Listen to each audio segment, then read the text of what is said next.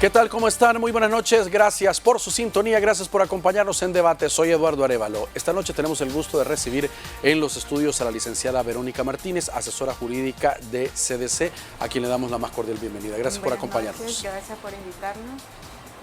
También nos acompaña el licenciado Danilo Pérez, director ejecutivo de la CDC. Bienvenido. Muy buenas noches, licenciado Arévalo. Un cordial saludo a los consumidores y consumidoras esta noche, y estamos con gusto acá para atender dudas, inquietudes sobre un tema que es importante, como es la prestación del servicio de agua potable y también del costo de vida. Vamos a comenzar hablando del tema de agua potable. Hemos visto un informe que ustedes han publicado recientemente y que han estado pues, a través de redes sociales dando informes a la población, y uno de los datos dice que el 56% de la población ha recibido cobros excesivos de agua potable. ¿En qué periodo ha sido esto y cómo obtuvieron estos datos? El periodo fue de octubre de 2022 y a enero de 2023. Los datos obtenidos son en base a las asesorías que el CDC brinda, así como de jornadas de recolección que hacemos junto con asociaciones de enlaces de consumidores. Es decir, que obtuvimos, de buena fe y presencialmente, así como virtualmente, estos casos que hemos conocido, tanto de cobros excesivos como otras dificultades que los consumidores presentan en cuanto al servicio de agua potable. Ahora, Danilo, estos cobros, ¿qué tanto de la factura promedio, digamos, de un hogar puede salir arriba? Esa es la primera pregunta. Y lo segundo, a veces hay algunos casos donde el incremento puede reflejar una fuga que el usuario no pueda saber que pueda tener y se está minando agua y pueda salir. O en estos casos es simplemente un aumento que no tiene nada que ver con el caso que le menciono. Bueno, yo quiero empezar señalando de que el año pasado, como todas y todos se habrán dado cuenta, ANDA, la autónoma, generó un proceso de cambios de medidores en varias zonas del país y en municipios. Nosotros tuvimos una reacción ante el cambio de medidores, no porque estuviéramos en contra del cambio de los medidores, es una facultad que tiene la autónoma de poder establecer cambios del sistema de micromedición cuando estos medidores o contadores no estén funcionando. Y creo que es un deber de todo consumidor y usuario pagar lo que corresponde, ¿verdad? En base al consumo real del que esté realizando. Sin embargo, en ese momento nosotros indicamos que la forma en que se estaban realizando los cambios de medidores no era la correcta, no era la adecuada, porque se estaba violentando artículos de la Ley de Protección al Consumidor y se estaba violentando inclusive artículos que están contenidos en el pliego tarifario. Uno de los artículos que estaba violentándose es el relacionado al tema de que a los usuarios no se les estaba dando el pago en cuotas. Sino de un solo. De un solo, y lo estaban obligando a pagar eso. Inclusive lo conversamos con las autoridades de ANDA presencialmente y se los hicimos ver, pero no vimos reacción por parte de la autónoma para que informara a la población y le diera a la posibilidad a los consumidores, a los usuarios finales, el informar, dar esa información de que ellos podían y tenían el derecho de pagar en cuotas de 3, 6, 9, 12 meses, como establece el pliego tarifario. Es decir, si la persona no lo solicitaba, no se le informaba y se le descontaba de un solo. Es un deber, de acuerdo a la Ley de Protección al Consumidor, contenido en el artículo 4, el que todo bien, la prestación de un bien o de un servicio, se dé información adecuada, clara, oportuna, veraz, y eso no estaba sucediendo en el cambio de medidores.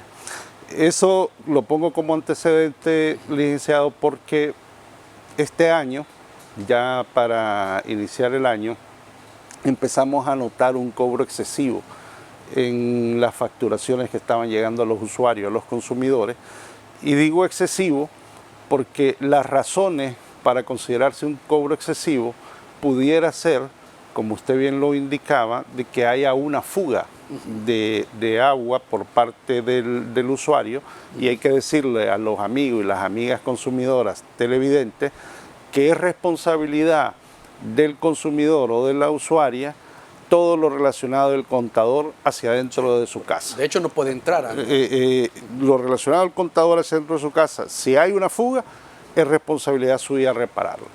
Del contador para afuera es responsabilidad de la ANLA. Dicho esto, los casos que nosotros hemos analizado, hemos observado precisamente que algunos iban por fugas, pero mayoritariamente no iban por fugas. Lo que empezamos a notar fue, aparte de la consecuencia del incremento en la facturación, hablando en términos monetarios, lo que empezamos a notar es que el problema estaba en que no se instalaron válvulas desairadoras que pudieran contener, porque muchas de las problemáticas analizadas es en zonas que inclusive hay problemas serios con el agua, y entonces lo que está pasando es aire, y eso es lo que les está marcando. Inclusive nos encontramos casos de contadores donde estaban cerradas todas las válvulas de las casas, no había fuga y estaba pasando agua. Cosa bien llamativa, que lo que ha generado, sin duda alguna, es un impacto fuerte en el bolsillo de las y los consumidores. Entonces, la tipificación de cobro excesivo que nosotros hemos hecho a partir de los casos analizados, es que si analizamos el periodo del historial de consumo que tienen los consumidores, por ejemplo, puede andar en promedio un consumo de 17 a 20 metros cúbicos. Y empezamos a notar que esos 20 metros cúbicos ya no eran 20 metros cúbicos, sino que se fue normalizando 40, 50, 60, 70 metros cúbicos, y eso pues sin duda alguna genera un fuerte impacto, como digo, en el bolsillo de la población salvadoreña, especialmente de los consumidores. Ahora, ¿estas desairadoras estaban antes o es cuando se ha hecho el cambio al nuevo equipo, o cómo es que funciona? En sí, la válvula, esto creo que es parte de la temática en cuanto a la desinformación que existe hacia los consumidores, porque si bien es cierto, se realizó el cambio de medidores, pero algunos no tenían la válvula y no se les advirtió que al realizar el cambio de medidores iba a sufrir un alto consumo. Entonces ahí vemos que si bien es cierto, algunos usuarios ya la tienen instalada, pero porque con anterioridad se les hizo un cambio de medidor. Es decir que, digamos, los nuevos cambios de medidores en el lapso del 2022 a 2023 son los que están sufriendo, digamos, el alto consumo.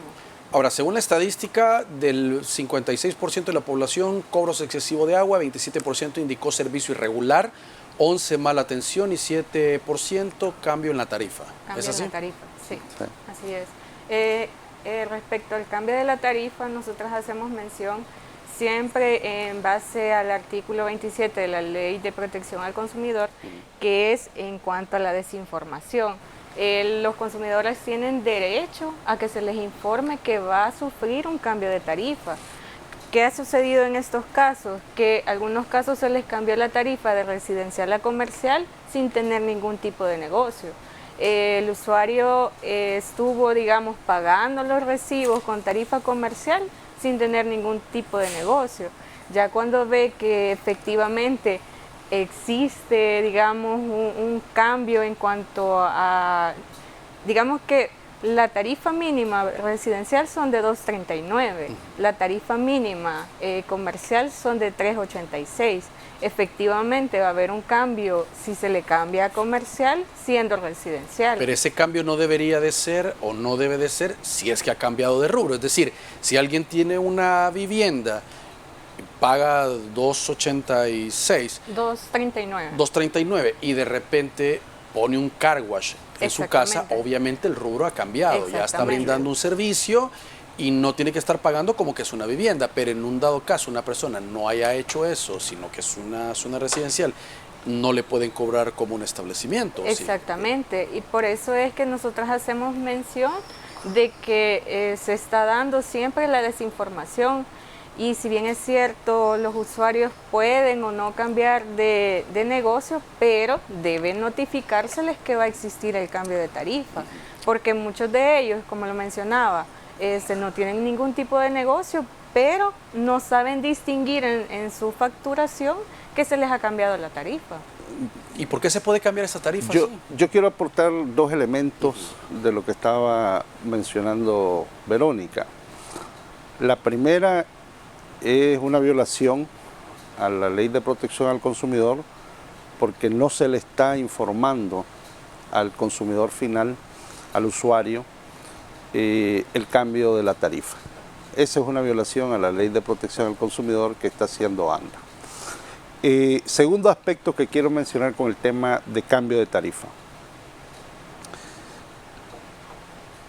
Desgraciadamente tenemos un pliego tarifario donde da lugar a la discrecionalidad del tema de un establecimiento comercial. Okay. ¿Ves? Si un inspector de ANDA llega a una comunidad y ve que en una casa están vendiendo churritos o están vendiendo dulces, etcétera, nos hemos encontrado esos casos donde inmediatamente le aplican la tarifa comercial, la quitan la residencial a la comercial. Digo que es discrecional porque el manual de política de atención que tiene ANDA habla de que debiera de comprobarse de que el lugar no es para residencia. Y lo que estamos observando es que la mayoría de población, de comunidades, de zonas de escasos recursos, pues ponen su negocito para enfrentar precisamente el costo de vida. Yo quiero recordar además, vean el impacto que tiene el cambiar de tarifa residencial a tarifa comercial. Para un usuario que consume 21 metros cúbicos, digamos, su consumo lo que le van a cobrar es $7.05 en promedio. Sin embargo, cuando ese usuario lo pasan a tarifa residencial, no va a ser $7.05, va a ser $30.20, para que tengamos la idea de la dimensión que significa esto. Usted estaba poniendo el ejemplo del car wash. Pues yo creo que evidentemente uno diría, pues sí, estos establecimientos debieran de aplicársele la tarifa comercial. Sin embargo, como digo, estamos viendo negocios de tienditas, de panaderías, de tortillerías, donde el motivo a nuestro modo de ver como CDC no es necesariamente generar un gran negocio, sino que son en realidad negocios de subsistencia económica. Y nosotros estamos proponiendo, a partir de lo que hemos estado observando, de que se necesita, ya se va a presentar la propuesta de ley del subsector de agua potable y saneamiento. Ya fue aprobada la ley de recursos hídricos, la que ya conocemos, y ahora viene la ley del subsector de agua potable y saneamiento. Ya el Ejecutivo, a través de la ANDA, ya está trabajando la propuesta. Ya la tienen, creo que finalizada, ya la van a presentar. Anuncio que nosotros también, como Centro para la Defensa del Consumidor, desde la sociedad civil, vamos a presentar una propuesta de ley construida con sectores que estamos trabajando en esa propuesta de ley. Ya la habíamos presentado en el 2007, hicimos una modificación en el 2010 y ahora vamos a presentarla nuevamente, y cierro paréntesis con esto. Entonces, en la ley del subsector de agua potable y saneamiento, a mí sí me parece que un punto que tendría que ser incorporado es el tema de los negocios de subsistencia. Muy bien, vamos a hacer una pausa y vamos a continuar abordando este tema y específicamente qué contempla la propuesta que ustedes estarían presentando a la Asamblea Legislativa. Ya regresamos.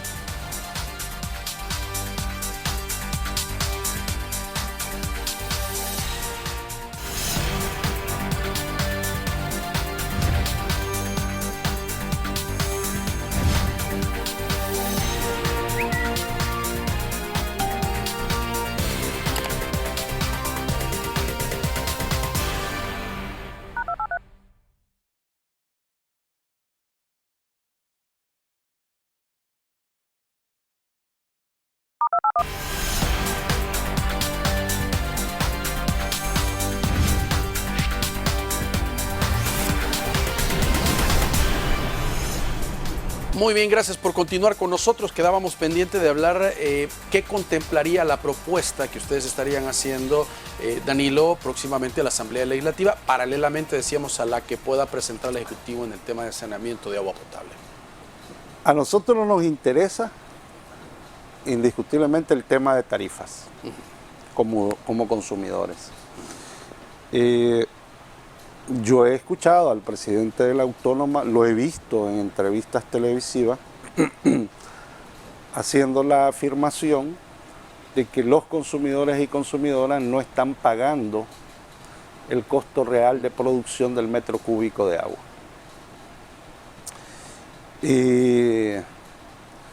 Y que por tanto debiera de pagarlo como corresponde, debido a la situación del autónomo. Yo francamente creemos como Centro para la Defensa del Consumidor, CDC, que eso no es adecuado en las condiciones económicas que tiene el país. Al contrario, lo que sí hemos dicho es que se debe de focalizar el pago del metro cúbico de agua, focalizar. Y hemos presentado estudios como CDC, información que tienen las autoridades, pero no es adecuado que se vaya a modificar la tarifa residencial. Yo creo que si uno analiza la estructura tarifaria que tiene el agua en este país por el pago, es una estructura regresiva, donde quien consume más paga menos y el que consume menos paga más. Y es muy regresiva. Y está impactando el bolsillo económico, la actual tarifa está impactando el bolsillo de los usuarios y los consumidores. Ojo, con esto no quiero decir de que no se debe pagar el agua. Hay que ser responsable con el tema del agua. Pero también hay que ser solidario con la población en la situación económica que está viviendo estos momentos el país. Ahora, otro elemento que me parece a mí importante es el tema de las juntas de agua. Las juntas de agua en este país. Yo recuerdo cuando se estaba discutiendo la ley de recursos hídricos, que hoy se llama, antes no le llamábamos nosotros la Ley General de Aguas, cuando se estaba discutiendo la ley, yo recuerdo que había en la Asamblea Legislativa hasta como una visión de creer que las juntas de agua eran sobre todo, estaban en una lógica de lucrarse de la población. Habrá errores, no lo niego, sin embargo, las juntas de agua en este país existen porque anda no llega. Y hay que conocer la historia de por qué existen las juntas de agua después de que se vio necesitada la gente a llevar la propia agua. ¿Por qué nos interesa el tema de juntas de agua? Porque se necesita inversión. Es decir, recordemos que en la ley de recursos hídricos está reconocido y queda contemplado el derecho humano al agua potable y al saneamiento. Solo tendrá que recoger la ley del subsector de agua potable y saneamiento. En esa ley se tendrá que establecer, pues sin duda alguna, mecanismos, aspectos que podrán desarrollarse en la normativa relacionada a fortalecer el acceso del agua de las comunidades. Ahora, ¿qué tan difícil es focalizar el servicio? Es decir, han pasado gobiernos, han dicho paga menos, lo que usted mencionaba, el que consume más y el más afectado, pero ningún gobierno ha logrado focalizar realmente y que se pague con un porcentaje de subsidio quien realmente lo necesita. Yo creo que hay falta de voluntad política ya, porque capacidad técnica, es decir, capacidad de información, de bases de datos, etcétera, hay. No es lo mismo decir que se va a cobrar o que se debería estar cobrando la misma tarifa que se le está cobrando a Soyapango, digamos, que se le esté cobrando a determinada zona de una residencial en San Salvador. No es lo mismo. Son distintos. Y no es querer hacer una diferenciación de clasicismo, no. Es más bien dimensionar la injusta realidad de lo que está sucediendo con el tema del acceso al agua potable y al saneamiento. Ese es el punto de fondo. Entonces, lo vemos en la estructura tarifaria del sector comercial.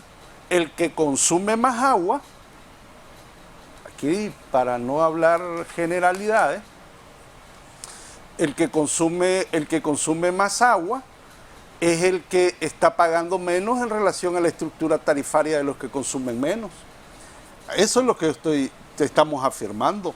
Entonces, esto está generando un impacto importante y el tema tarifario a mí sí me parece fundamental por una sencilla razón. Tal vez Cámara me ayuda con este análisis que voy a presentar. Este es el salario del sector comercio, ya con descuentos de ley, $327.59. La canasta básica alimentaria al cierre de diciembre cuesta $240.37. Y el gasto promedio en servicios es de $84.12, que representa el 26% del salario. Para comprar los alimentos con este salario se destina, que son 22 alimentos, licenciado, se destina el 73.37% del salario comercio y para pagar los servicios se destina el 46%. Casi el 100% del salario mínimo se va en esto. Y en el caso del salario agropecuario se destina el 83% para el pago de los 22 alimentos de la canasta básica y se destina el 35% para el pago en servicio. Ahí es el 115% lo que se destina, es decir, el dinero no alcanza. Entonces, si no se dimensiona la problemática de que, para empezar, de esta situación de los cobros excesivos, donde a nosotros nos llegan consumidores y usuarios a casi a llorarnos. Por eso es que estamos hablando de este tema y nos sentimos identificados de personas que nos dicen ayúdennos. Ahora, en cuanto a estas atenciones, veía la estadística que presentaban, Verónica decía que de octubre de 2022 a enero de 2023 han orientado a 249 usuarios. Exacto. Y estos usuarios han ido a ANDA, han ido a buscar una solución, una respuesta a la autónoma. Exactamente, por eso si vemos tenemos un 27% de usuarios que manifiestan malas atenciones tanto en agencias como los medios electrónicos que ellos han proporcionado para gestionar reclamos. Si bien es cierto, vemos la problemática de cobros excesivos, muchas de ellas han pasado meses, digamos, en reclamo, porque el reclamo se hace por mes, es decir, que no podemos reclamar 2 meses en común, sino que un mes cada mes. Entonces, muchos de ellos han acumulado deudas que de $300, $600, por lo mismo, porque han solicitado que se les investigue cuál es la problemática que tienen en el servicio de agua potable y en algunos casos han pasado 4 meses, digamos, en reclamos y nunca se les dijo que necesitaban la válvula o nunca se les dijo, mire, puede acceder a un plan de pago. Entonces, muchos de ellos han manifestado de que si bien es cierto, se acercan a las agencias a solicitar ya sea inspecciones, instalaciones, pero que no tienen una respuesta efectiva o oportuna en cuanto a la problemática que están presentando en el servicio. Ahora, ANDA, hemos tenido acá al presidente de la Autónoma y nos ha estado diciendo que ya están buscando reducir los tiempos de respuesta a la población, han abierto otras agencias con el servicio de atención al usuario, en teoría para dar una pronta respuesta, ¿no? De hecho, nosotros el día lunes que estuvimos en conferencia en las instalaciones del CDC, presentamos un caso, de hecho es el cantón de Agua Fría en Guazapa. Son 31 familias en esa comunidad a los cuales algunos no les llega el recibo, algunos han pagado medidores, la instalación del medidor y no se ha hecho efectiva desde julio del 2022. a enero de 2023 ellos siguen, digamos, realizando gestiones para solucionar sus problemáticas. Si bien es cierto, tienen un servicio irregular, no cuenta con el servicio de 1 a 2 veces por semana, cada 15 días, pero ellos están conscientes que si el medidor ha fallado, se acercaron a la agencia, pagaron la instalación y no se ha hecho efectiva. Si bien es cierto, hay muchos consumidores que se encuentran en la misma situación, gestionando, solicitando ayuda en las agencias y no se les ha brindado la atención debida. Ahora, el tema de la cobertura es bastante complicado en el país del acceso al agua potable. Exactamente. Sí, hay un problema de cobertura, pero también hay un problema de atención. Quiero adelantar de que nosotros estamos concluyendo ya un estudio de opinión de los usuarios, sobre todo de San Salvador, que es donde se concentra la población de usuarios de ANDA, en relación a cómo está la atención. Lo tendremos listo en los próximos días y lo vamos a hacer público, inclusive evaluando la atención de la Defensoría del Consumidor. No para criticar, quiero dejarlo claro, el propósito no es criticar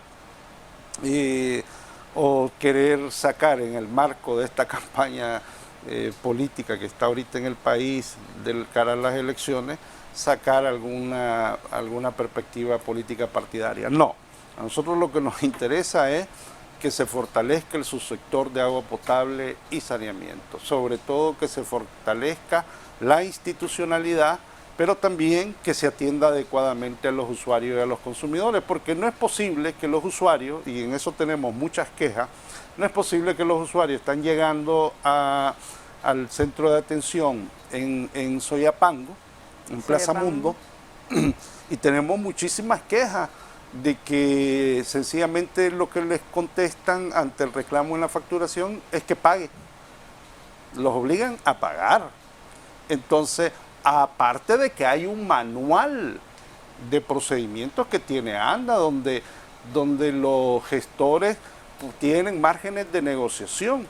Entonces yo creo que ANDA debiera de revisar su personal, pero yo creo que también la Defensoría del Consumidor, en el marco de lo que le faculta la Ley de Protección al Consumidor, debiera de estar ejerciendo eso, su papel de protección a las personas consumidoras, a las personas usuarias. Y yo creo que aquí tiene pues mucha debilidad la Defensoría del Consumidor en este tema. Está bien que ande haciendo la vigilancia de mercado con precios de la canasta básica, eso está magnífico, lo he dicho en otros programas, pero este es un tema muy sensible que también está golpeando el costo de vida de la población salvadoreña. Entonces, yo haría el llamado al señor presidente Nayib Bukele,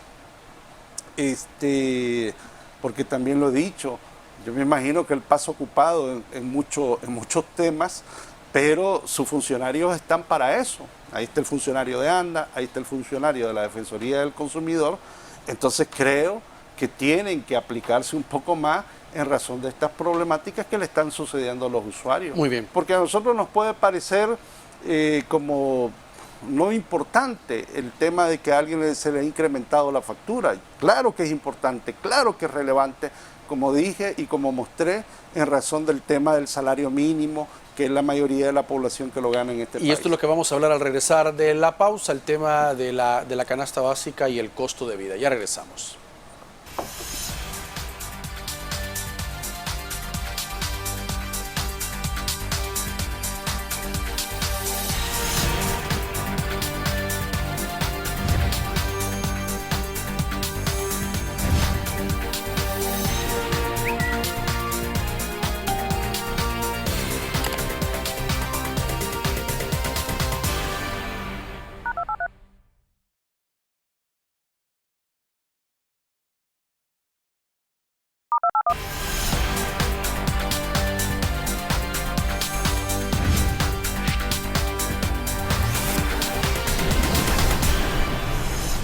Muy bien, gracias por continuar con nosotros. Decíamos, es importante hablar del tema del acceso a los alimentos también, que es otro tema que ustedes han estado analizando y dando seguimiento. Y veía una estadística que entre enero 2021 a diciembre de 2022 la canasta básica rural y la urbana incrementaron 41.13 y llegó a 39.86% respectivamente, según el análisis que ustedes han realizado. Sí, yo sobre este tema quiero indicar que nosotros estamos comparando el precio de la canasta básica de enero 2021. ¿Por qué razón tomamos enero 2021? Porque si vemos la retrospectiva de los datos, digamos que esos fueron los precios que se han mantenido estables en El Salvador de la canasta básica. También quiero aclararle a la población consumidora, a los usuarios, de que cuando hablamos de canasta básica alimentaria, hablamos solo de 22 productos alimenticios. Ahí no se puede incluir educación, salud, recreación, medicina, etcétera. No, solo hablamos de 22 productos que la contienen. Entonces, si nosotros analizamos la canasta básica urbana, que tenemos dos en el país, una urbana y una rural. Si analizamos la urbana, en enero del 2021, esta costaba $199.24 los 22 alimentos. Y a diciembre del 2022 cerró con $240.37. Es decir, un consumidor tuvo que desembolsar a diciembre del 2022 $41 de más que no los desembolsó cuando adquirió los alimentos en enero del 2021. Para que dimensionemos el impacto que esto tiene. ¿Cuál es el incremento? 17% es la inflación de los 22 alimentos en el periodo analizado. Y la agropecuaria costaba $141.68, pasó a costar $181.54, desembolsó el consumidor final $39.86, incremento del 22%. Nosotras y nosotros podemos estar escuchando que la inflación es del 7% a nivel nacional. Pero una cosa es hablar de la inflación en materia macroeconómica, o sea, de los bienes y de los servicios que ingresan, que se exportan, etcétera. Pero otra cosa es referirnos exclusivamente a los 22 alimentos de la canasta básica alimentaria. Entonces, ahí es donde nosotros vemos el impacto del 17 y el 22% que he mencionado. Entonces, ¿es alto? Sí, es alto. ¿Impacta fuertemente en el bolsillo de la población consumidora? Sí, impacta. La mayoría de los salarios promedio nacionales, de acuerdo a la encuesta de hogares y propósitos múltiples de este país, no sobrepasa los $400, para que tengamos idea. Entonces, en el segmento anterior yo estaba mostrando las columnas donde puede verse cómo el salario mínimo se destina para adquirir los 22 alimentos. ¿Y qué es lo que está sucediendo? Que el dinero no alcanza. Eso es lo que está sucediendo. Por eso es que no nos extrañamos que las encuestas que están sacando, por ejemplo, la Universidad Centroamericana, la UES, que hemos visto encuesta de la Universidad de El Salvador y otras casas de encuesta, hemos observado de que la mayor preocupación o el mayor problema que tiene la población tiene que ver con el aspecto económico. ¿Y el tema es un factor netamente externo, es decir, internacional de precio, o es un factor también que tiene un componente local? Claro, está lo externo, pero también lo interno. Nosotros, y lo hemos dicho también, nosotros no podemos argumentar que todos los precios de los alimentos es por la inflación externa. ¿Que le influye? Sí le influye, por supuesto que sí. Pero analicemos qué está pasando en el mercado interno. Yo he dicho en varias ocasiones que El Salvador, en materia agropecuaria, sobre todo en verduras y hortalizas es dependiente en un 93.6% de la producción de las hortalizas y las verduras. 93.6%. ¿Es culpa eso de lo externo? No, eso no es culpa de lo externo. Eso es culpa de lo que se tendría, que yo no le llamaría culpa, yo más bien lo que tendríamos que hacer es el análisis de las cosas que se tienen que hacer. La responsabilidad de los hacedores de las políticas públicas de ver de qué manera se transforma la matriz agropecuaria nacional para que haya acceso económico a los alimentos. El sistema alimentario, yo creo que el gobierno tiene claro el sistema alimentario. A nosotros como CDC nos invitaron a hablar del modelo de alimentos sostenibles en El Salvador. Estuvimos en la presentación de este documento que a mí me parece que es importantísimo. Es importante que se analice el sistema alimentario, que toda la discusión que existe en este momento en el mundo, con la FAO, en todos los foros, debates, el gobierno de El Salvador ha estado en este debate. El sistema alimentario empieza desde la producción, pero si tenemos un déficit de importación del 93.6%, o sea que necesitamos importar de 60 y pico por ciento para las frutas y las verduras, del 40 y pico por ciento de las carnes, etcétera.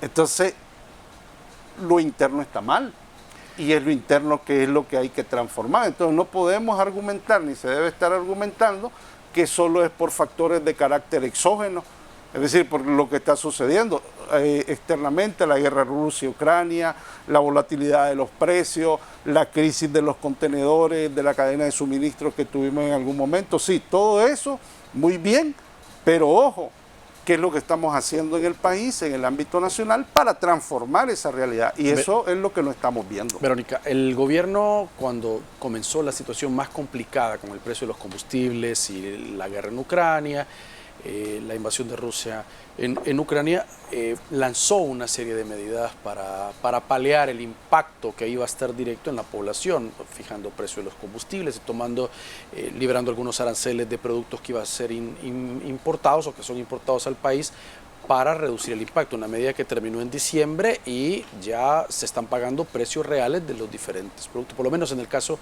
de los combustibles. ¿Será necesaria que este tipo de medidas continúen aplicándose u otro tipo de medidas, como por ejemplo lo que se hablaba del agro? Considero que sí es necesario que se sigan cumpliendo ese tipo de medidas. Como bien sabemos, ha sido quizás un periodo pequeño en el que los consumidores han estado, como se dice, pagando el costo real y se han visto afectados. ¿Qué pasaría si hacemos un estudio en meses posteriores? ¿Cuál va a ser el impacto que genere?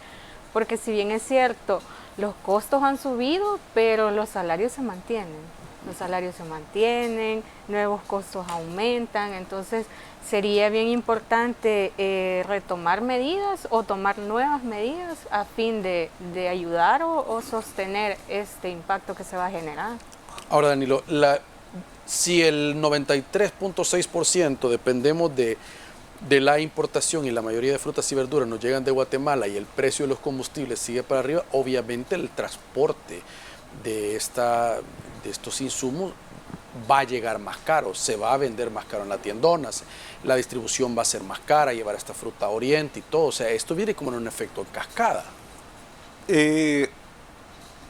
Desgraciadamente las perspectivas del año 2023 no pintan bien, no son positivas. En materia de nosotros los consumidores, sobre todo, me refiero también de la clase media vulnerable para abajo. Bueno, de acuerdo a la encuesta de la UCA, hay un gran segmento de la población nacional que se ha estado viendo afectada en materia económica. Creo que está llegando al 70%. O sea, es alto, altísimo. Entonces, el que se haya eliminado el subsidio o que se haya descongelado el precio del combustible, ¿Cuál es el impacto? 50 centavos más de la regular, de lo que costaba en diciembre con respecto al último precio que anunció el Ministerio de Economía. 50 centavos de más en la regular por galón, si no me equivoco. Si no me equivoco, porque no tengo el dato a la mano, porque hicimos el análisis y no sé si era el diésel, el de 50 centavos. Pero bueno, 50 y la otra era 40 y pico centavos. ¿La volatilidad del precio va a seguir? Sí, va a seguir. Proyecciones indican de que pudiera ser que baje, etcétera. Pero ahorita tenemos ese impacto con lo que he dado ahorita. Luego, en materia económica se habla de la desaceleración sí, de lo que está sucediendo en el ámbito mundial y sobre todo con Estados Unidos. Las tasas de crecimiento, de proyección de crecimiento de El Salvador, pues son, de acuerdo a la CEPAL, es baja. El gobierno está hablando de entre 2 a un 3%, la CEPAL está diciendo 1.6%. Vamos a ver, ojalá que nos vaya bien, ¿verdad? Ojalá que nos vaya bien, porque yo creo que a todos nos interesa. Pero si tomamos en cuenta o como referencia el crecimiento económico del país, yo siempre me hago la pregunta, bueno, ¿y a quién beneficia el crecimiento económico? Yo no he visto que el crecimiento económico esté beneficiando a la mayoría de la población. Habrán segmentos de la población, sobre todo de los empresarios, los industriales, que sí se pueden beneficiar o se han beneficiado, pero no de la mayoría de la población, porque yo veo el salario y el salario no ha crecido. Si se habla de nuevas contrataciones, lo que estamos observando es una masificación de población con salarios bajos. Entonces, eso es crecimiento.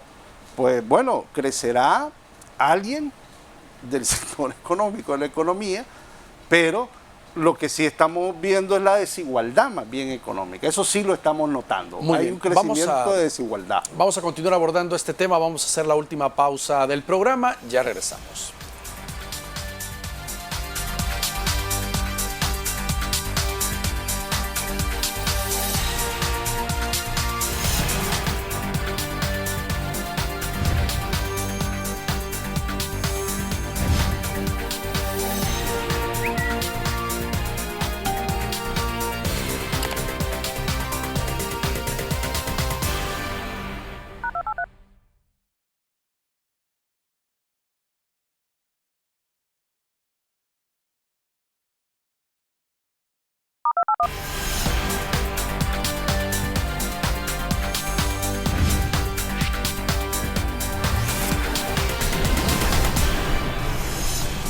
Muy bien, gracias por continuar con nosotros.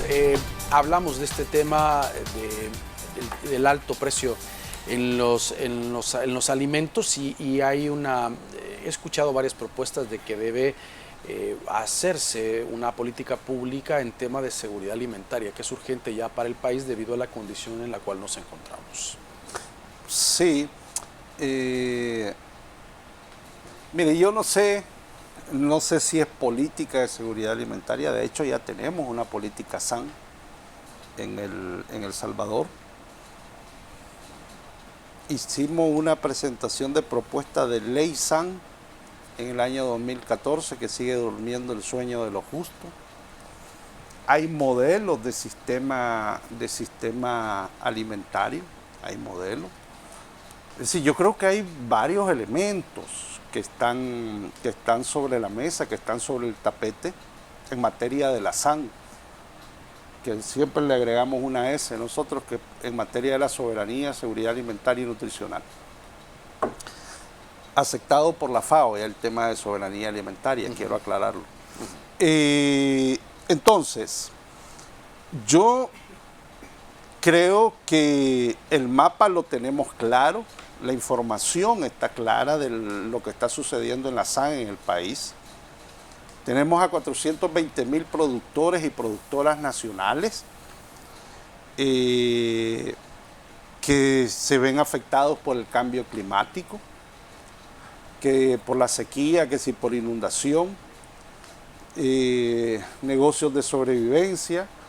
Vemos los salarios el impacto en el acceso de los alimentos, porque esto es parte de analizar la SAN, es analizar el sistema alimentario sostenible, saludable. Vemos los salarios, el dinero no está alcanzando para adquirir los alimentos, los 22 productos de la canasta básica. Vemos un incremento de las enfermedades no transmisibles.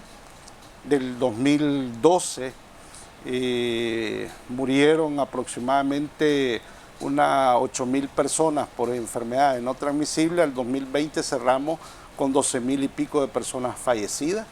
¿Por qué? Por mala alimentación. ¿Cuáles son las enfermedades no transmisibles? La diabetes, la mayoría de los cánceres de este país, todas las cardiopatías relacionadas, etcétera, etcétera.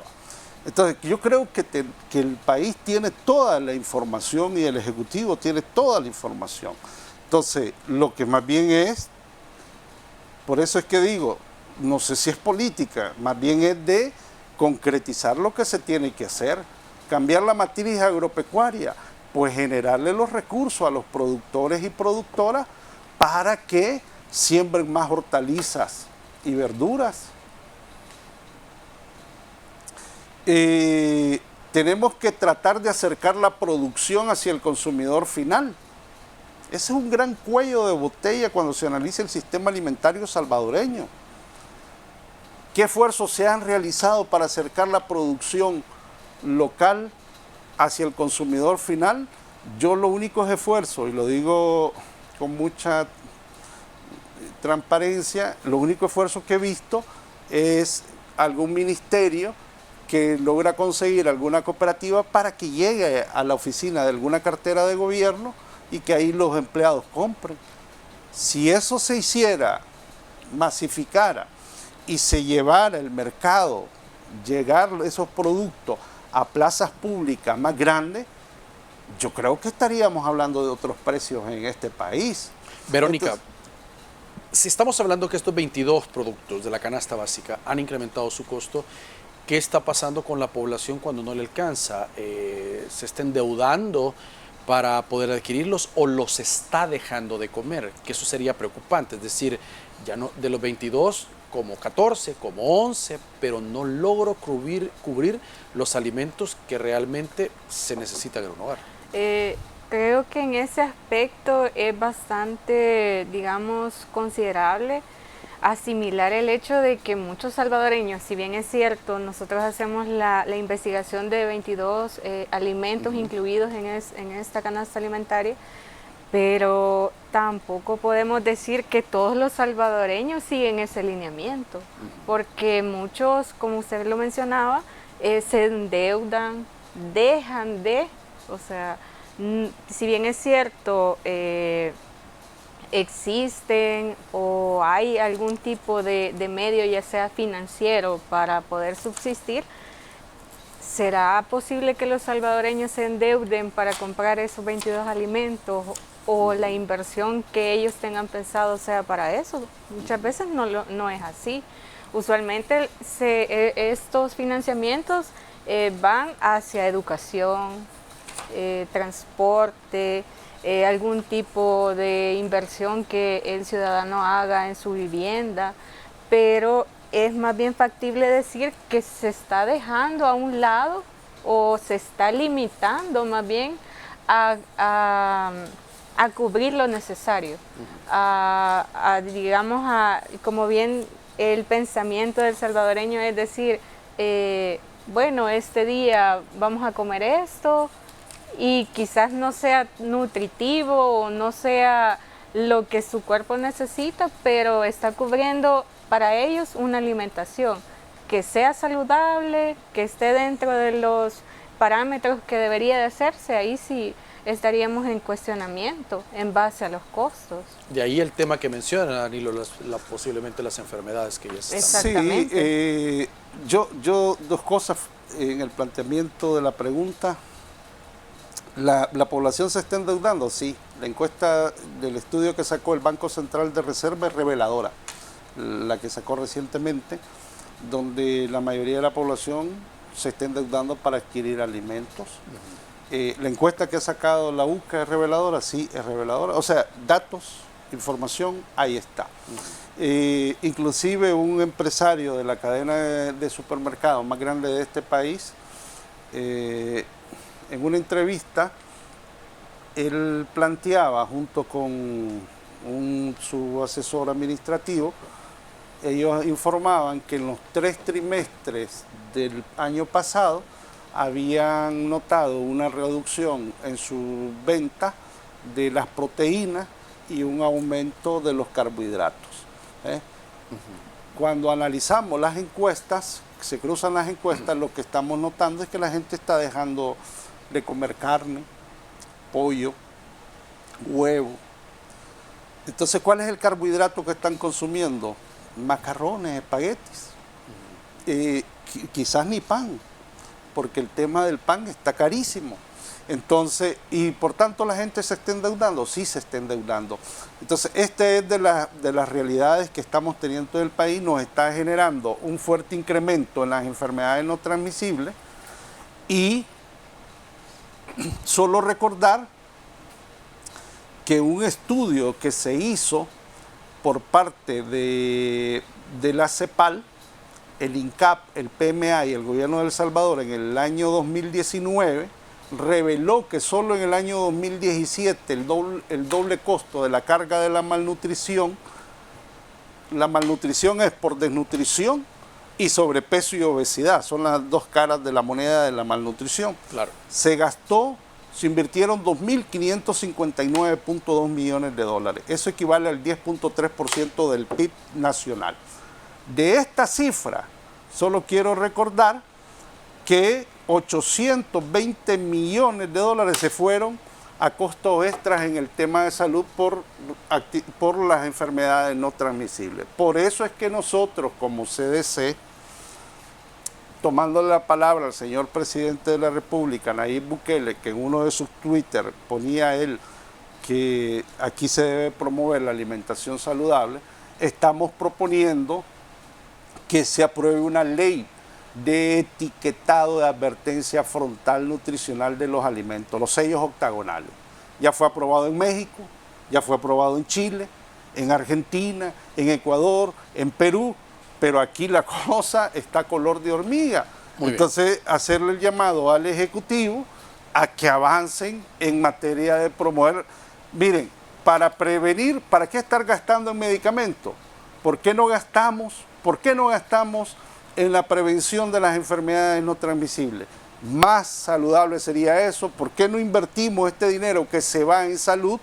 ¿Por qué no lo invertimos en el sector agropecuario? Muy bien, se nos ha acabado el tiempo, Danilo, gracias por acompañarnos esta noche.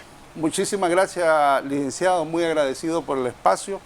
Un cordial saludo, abrazo a ustedes, consumidores y consumidoras, que nos permitieron llegar a la intimidad de su hogar esta noche. Verónica, gracias por acompañarnos. Gracias por la invitación y estamos a la disposición para nuevas entrevistas y de hecho es un gusto de que tomen importancia las problemáticas que se están dando tanto para los consumidores como problemáticas de la canasta básica que son necesarias conocer. Y gracias a ustedes por su sintonía, que descansen, su cita con nosotros el día de mañana. Los esperamos.